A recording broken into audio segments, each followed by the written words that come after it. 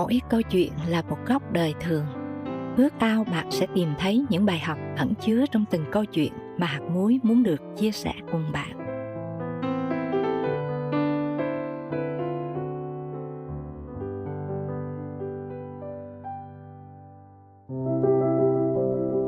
Thập tự xưa. Cây thập tự của hơn 2.000 năm trước, nó chỉ đơn thuần là công cụ hành hình Chúa Giêsu hay còn mang ý nghĩa sâu xa nào khác? Hạt muối thân mời quý thính giả cùng suy gẫm câu chuyện với tựa đề Hãy cảm nhận.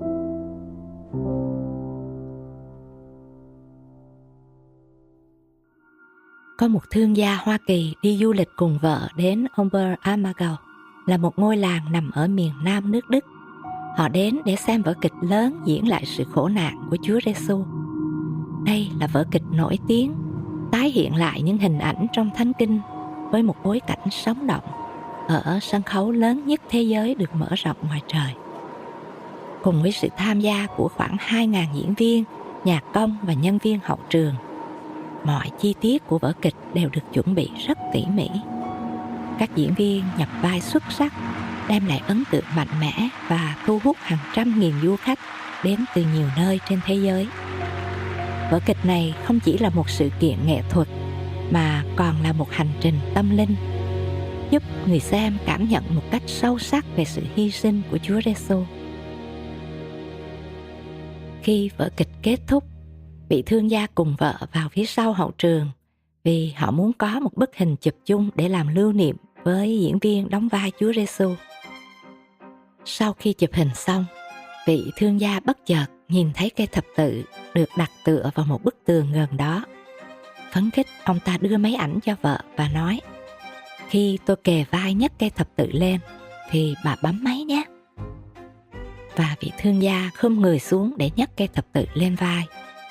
Nhưng ông vô cùng kinh ngạc khi thấy nó quá nặng, không thể lay chuyển được. Với vẻ mặt thất vọng, ông nói với người diễn viên: "Tôi cứ ngỡ cây thập tự được làm bằng loại gỗ nhẹ, rỗng ruột dùng để diễn kịch. Nào ngờ nó nặng quá. Tại sao phải dùng cây thập tự nặng như vậy?" Người diễn viên điềm đạm trả lời: "Nó nặng vì được làm bằng loại gỗ sồi rất chắc. Nếu tôi không cảm nhận đúng sức nặng của cây thập tự, thì tôi sẽ không thể diễn tả được tất cả nỗi thống khổ của Chúa qua vai diễn của mình."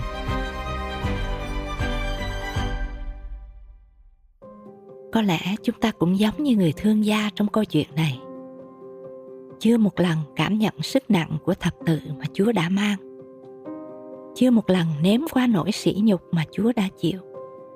Và cũng chưa một lần trải qua nỗi đau nào trong bất cứ nỗi đau mà Chúa đã đi qua. Mùa thương khó phục sinh năm nay, chúng ta hãy cùng nhau trở về khung cảnh của đồi sọ năm xưa.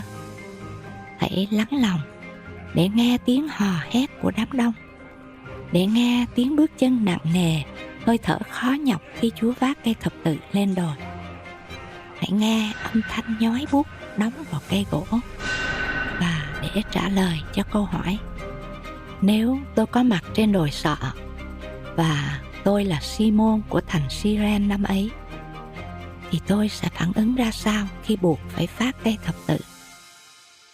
Trong Ma-thi-ơ chương 16 câu 24, Chúa có phán rằng: "Nếu ai muốn theo ta thì phải từ bỏ chính mình, vác thập tự giá mình mà theo ta."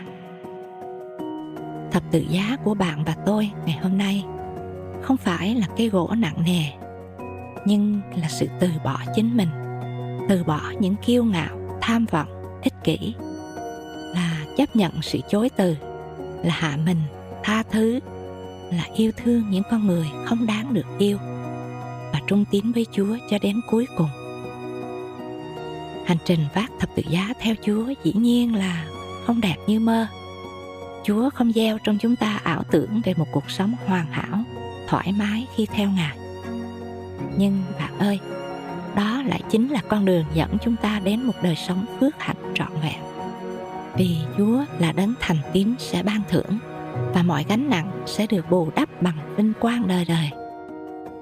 Đúng như Thi Thiên 126 câu 5 đã chép: Những kẻ gieo trong nước mắt sẽ gặt trong tiếng vui mừng. Bạn và tôi có sẵn lòng để vác thập giá mình, hay chúng ta chỉ đeo thập giá trên cổ như một món đồ trang sức, treo thập giá trên tường để tăng thêm vẻ sùng kính trong ngôi nhà? Và mỗi Chủ nhật, nhìn cây thập giá trên bục giảng của nhà thờ mà chưa một lần nghĩ suy về ý nghĩa sâu xa của thập giá Chúa. Thân mời chúng ta cùng đến bên chân thập tự xưa, cùng hòa lòng vào một ca khúc đã chạm đến trái tim nhiều người. Nguyện bạn và tôi sẽ cảm nhận tình yêu tuyệt đẹp của Chúa, về sự hy sinh, tha thứ vô biên của Ngài, và để mỗi chúng ta chuẩn bị tấm lòng để bước vào mùa thương khó phục sinh với tất cả ý nghĩa của nó.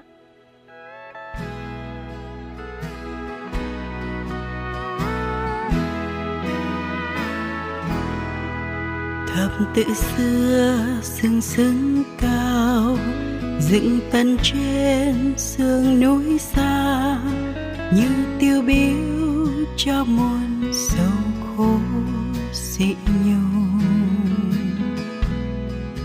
Lòng tôi yêu thập giá xưa, nơi vua vinh diệu trí cao, thay nhân thế hư hoại chết cay đau thương.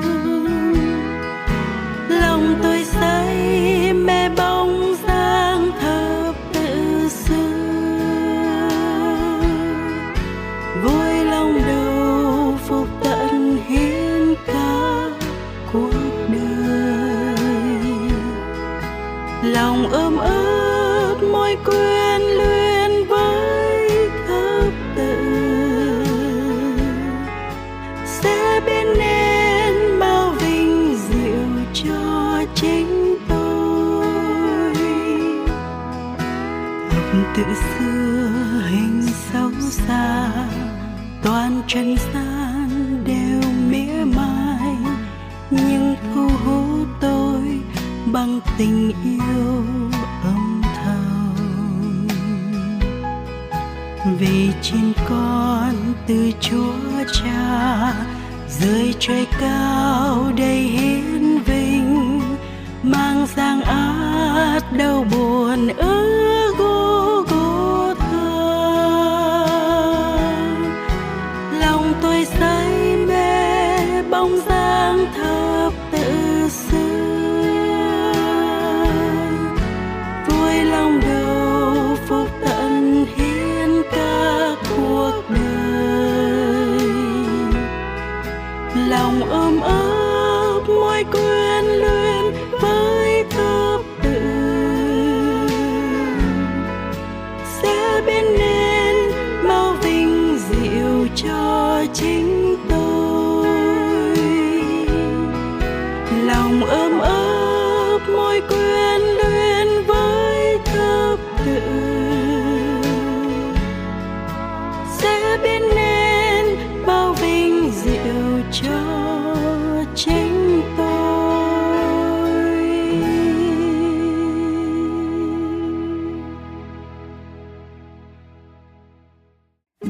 Xin share để bạn bè cùng nghe, và nhấn nút subscribe để cập nhật được bài mới nhất từ hạt muối.